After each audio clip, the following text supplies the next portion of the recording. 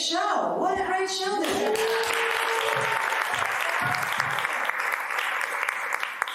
To Raul and Joe Carroll, I have known from the beginning of my life as an artist, and also as other things that I can't go into. But I just love being able to see them and work with them, and they're so hot. They're so hot.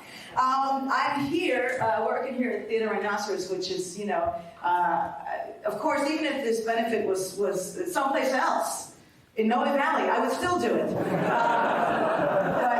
I'm really psyched because I sort of not living in San Francisco, and so I'm here for a month doing my show, and they put me up right in the set, right there. I got an arrow bed in there, and really, it's just like the infomercial. It's fantastic. Any place I wanted to stay, they wanted to put me up at a bed and breakfast. But I said, no, I'm just going to sleep on the set because I really don't like B&Bs. I'd rather sleep in shit, really. I hate it. Just creep me out. Why do people go there? This is like, if they're spooky houses, they're always spooky. You go in, the first room has got that piano that nobody plays ever. And then the decanters with the fluid. Don't drink it! Run! And then you gotta be friends with everybody at the B&B. I didn't come here to meet you. Hey, what are you doing here? I'm avoiding you. Anytime you want a fucking cracker, you gotta talk to 10 people. That's not like hotels. You get the do not disturb sign. You put that right on your doorknob. Piss off! I'm here with my towels. Not in the B&B. They don't even put a lock on those doors. There's all those ducks all over the place. Ducks. Have a musket or something. They're gonna shoot me. And then you just try to get out and avoid the other guests, and they're always waiting for you. Little love seat, just move it to wherever they think you're going to be walking. Today, they always have to tell you what they're going to do today. Right? Today, we're going to take a walk through the historic garden district. And then we're going to paint pottery. What are you going to do today, miss? Now, I'm always the only lesbian in these B&Bs also, So what am I supposed to tell them?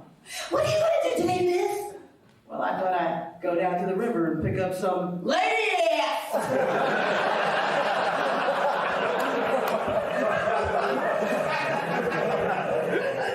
I always feel ripped off at these places, too. B&Bs. Because I never get both Bs.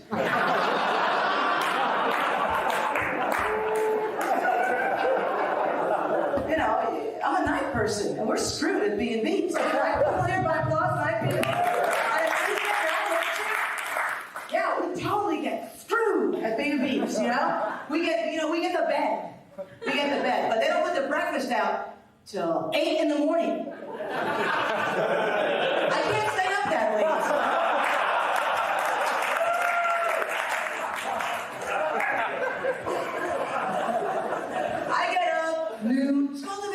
Right? I'm in my bee. I go to the area where the other bees should be. There's just empty, shiny Formica tables, and there's the innkeeper wiping her hands on her dirndl skirt. So, excuse me, where's a breakfast? Oh, we put that away hours ago. We've been fishing and making pottery. That's not right. Because we paid for 2 beats, right? There was money allocated for the purchase of a muffin or something. Where's my muffin? Where's my muffin? Morning people ate it. Morning people ate it. The night people's food. Morning people, are you here? Are you here? Yeah, good. Morning people, look at it. It's not working, but they're getting sleepy now.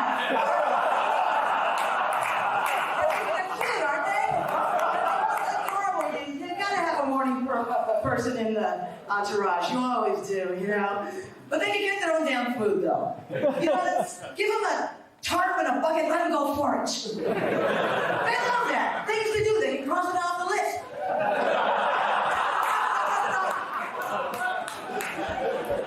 But night people, let me hear you, night people.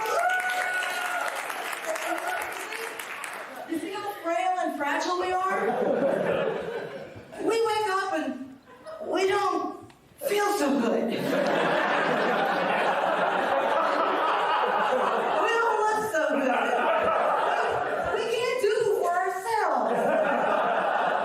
We need you, morning people, to go and help us and go out and get a burrito or something. Bring it back.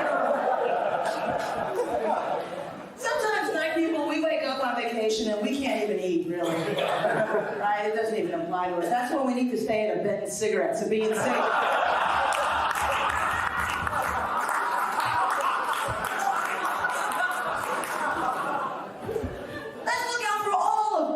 Travelers. I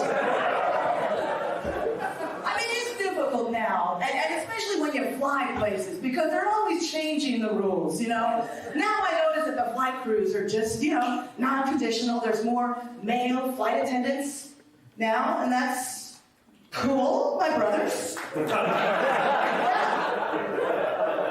flight attendants is great, but not all of them are gay. That's weird. That's weird. Male flight attendants now. I don't like them.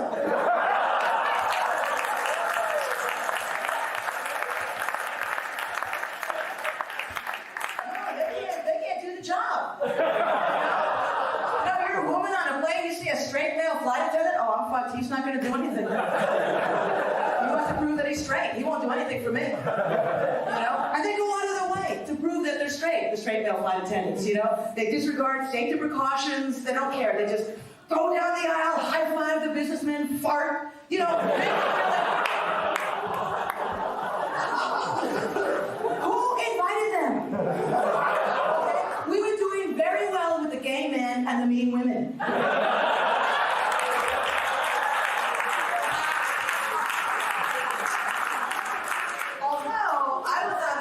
That rocked. How many people like ladies here? Anybody like the ladies? I love ladies.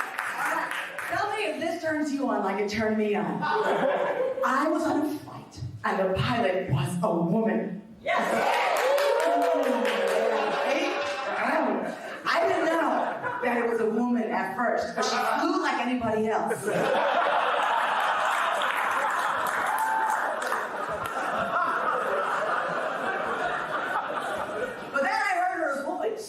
Over the sound system. This is your captain speaking. I was so excited. I was wet for the whole thing. My seat cushion became a flotation.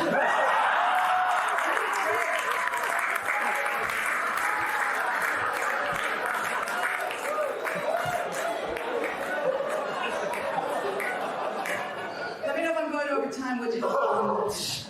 I'm drunk. Stop.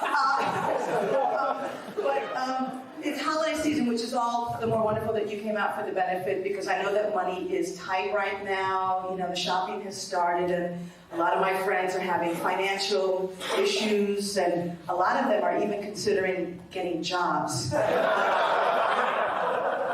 Some are even going to trade school. What do you do when somebody you care about goes into a profession they're not suited for?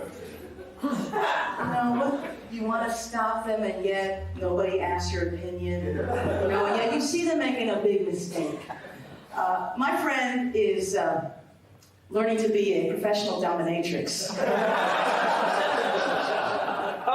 And if you knew her, you'd know she's not cut out for it at all. You know, she's too nice, too polite for a dominatrix. You know, it's always, oh, excuse me, my fault, my fault, my fault. That's not how you know. And, you know, her finals are coming up. And so she asked me to be her practice slave for her thesis. And she's my bud, so I played along and go, okay, mistress. She says, no, please, call me Tammy. That's not hot at all.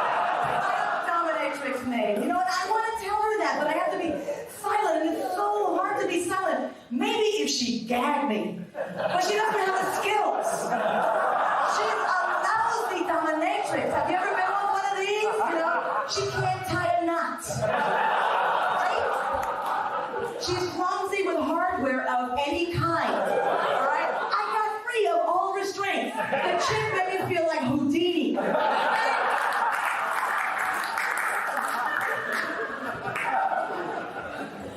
So I registered to vote yesterday.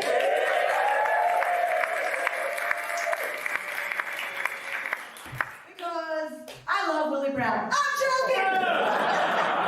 No, I want to vote for Tom Amiata because I've known Tom forever and ever, and I love him and I dig him, and I think he'd be great for San Francisco. And to me, he really represents San Francisco. Why I moved to San Francisco is what Tom is about. Before San Francisco got all yuppified with all the cell phones, everybody on their cell phones, everybody's walking around all over San Francisco. Little cell phone, what are you talking about?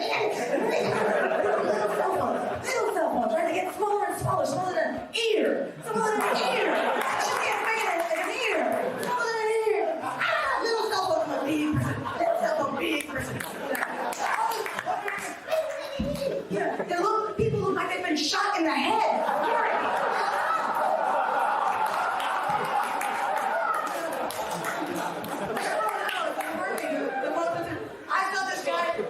He was shot in the head, and he was making a call. I get shot in the head! Bring it out!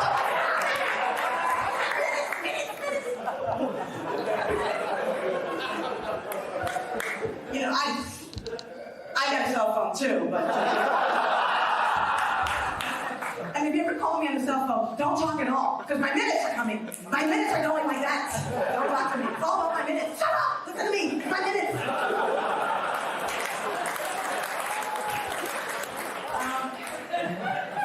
This show that I'm doing here is called Jaywalker, and it's about the 2 years I served in Los Angeles. And for me, it was just difficult because I'm a lesbian, and you don't see them much there in LA. I went to the Dyke March, and I was the Dyke. What do I want?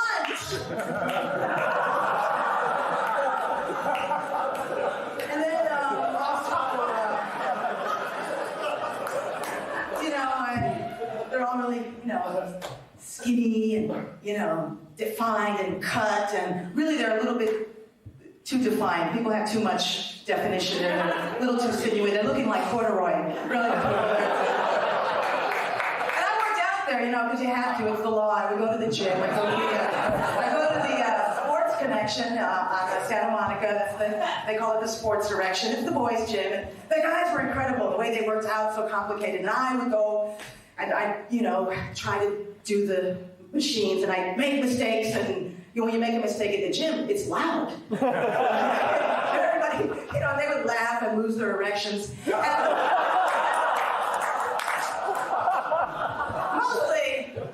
all I ever did at the gym was the Stairmaster. You ever do the Stairmaster? That was my, I was really good at, left, right, left. I could really figure that out. Left, right, all the time, left, right.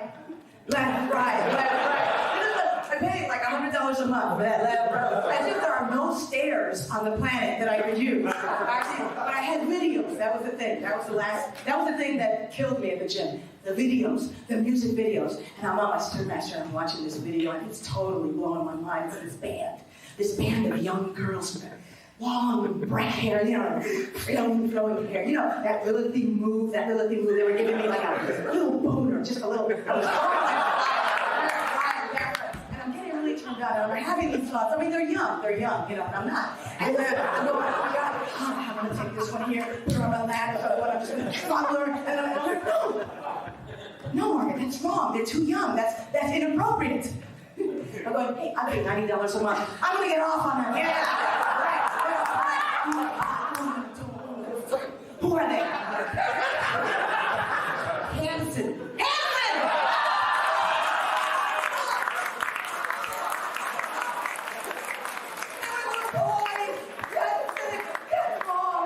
Little boys. Even Nambla would go, ew. Thank you very much.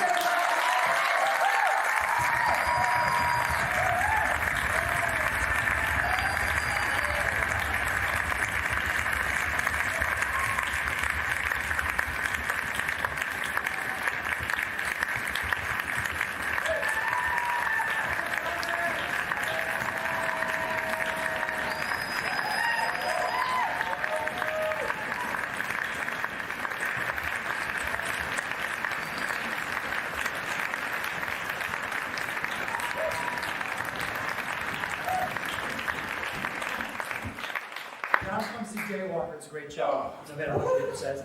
Anyway, that's our first half. We're going to take a 10-minute intermission. Outside in the lobby here, there is my sign-in book for the mailing list if you want to be on it. And we'll be back in 10 minutes for the second half. Thanks.